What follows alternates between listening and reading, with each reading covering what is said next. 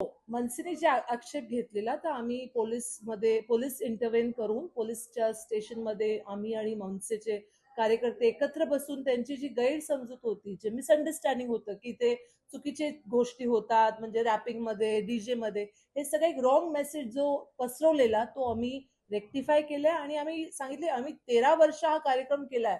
आतापर्यंत असं काही झालं नाही की ज्याच्यामुळे मुलांना त्रास हो किंवा मुलांपर्यंत रॉंग मेसेज जाव. तर ते पूर्ण ते समजून घेतले आणि त्यांनी सांगितले they will cooperate with us. आणि आम्ही हे पण म्हणालो की it is our responsibility to conduct this event smoothly.